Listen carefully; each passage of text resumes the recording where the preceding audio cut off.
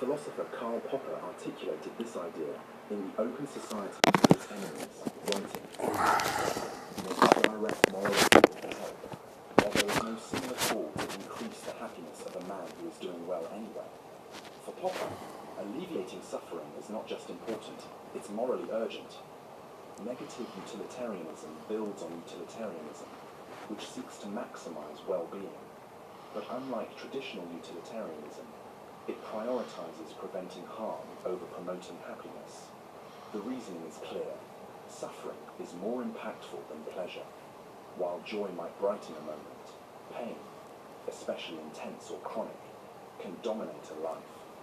Few would trade constant agony for fleeting happiness. This philosophy, however, sparks controversy. Critics highlight its unsettling implications. If eliminating suffering is paramount, wouldn't the most efficient solution be the eradication of all sentient life? After all, where there is no life, there is no pain. Philosopher David Pearce, a proponent of negative utilitarian ideas, suggests a less extreme approach, leveraging science and technology to eradicate suffering, envisioning a future where pain itself is obsolete. Despite its stark conclusions, negative utilitarianism poses an urgent moral challenge.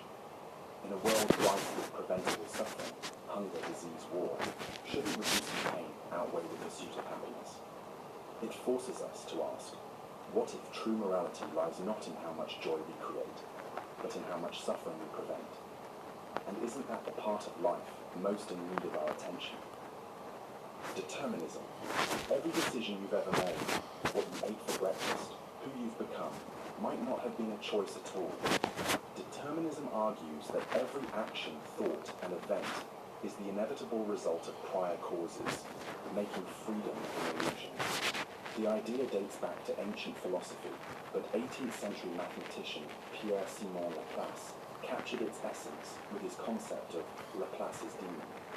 This hypothetical intelligence, knowing the position and motion of every particle in the universe, could predict the future with absolute certainty. For such an insight, nothing would be uncertain, and the future, like the past, would be present before its eyes. Determinism rests on cause and effect. From atomic movements to neural firings, every action is bound by prior events. If time were rewound, every thought and action would unfold exactly the same way, as they were never truly under your control. The myth of Sisyphus. What's the point of it all? Day after day, strive and struggle, aim to face the same challenges tomorrow. For Albert Camus, this endless repetition mirrors the story of Sisyphus, a man condemned to roll a boulder up a hill, only for it to roll back down every time. It's a tale of futility, but Camus saw it as a perfect metaphor for the human condition. In his essay, The Myth of Sisyphus, Camus asks the ultimate question: is life worth living? If life has no inherent meaning, isn't existence itself absurd? The absurd, Camus explains, arises from the clash between our search for purpose and the universe's indifference. Yet, rather than despair, Camus finds liberation. The struggle itself, heights, he writes, is enough to fill a man's heart. Sisyphus, endlessly toiling without hope of success, seems trapped. But Camus reclaims his story. By embracing the absurd, acknowledging the meaninglessness of his task, Sisyphus transcends his punishment. The gods control his fate, but not his defiance. One must imagine Sisyphus happy, Camus concludes, because in his rebellion, he finds freedom. Camus' philosophy isn't about despair, it's about living with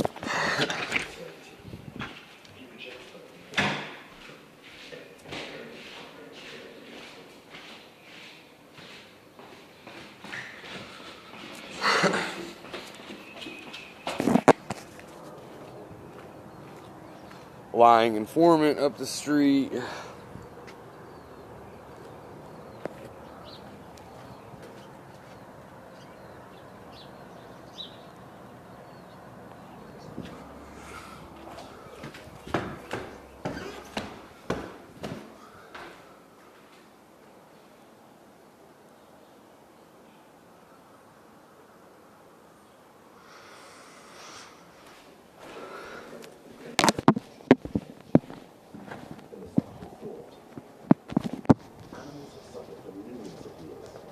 predation, disease, starvation, natural disasters. Unlike humans, they can't rationalize or find meaning in their pain. If this suffering lacks purpose, why would a benevolent God allow it? Philosopher William Rowe famously illustrated this with a fawn in the forest thought experiment. A fawn caught in a wildfire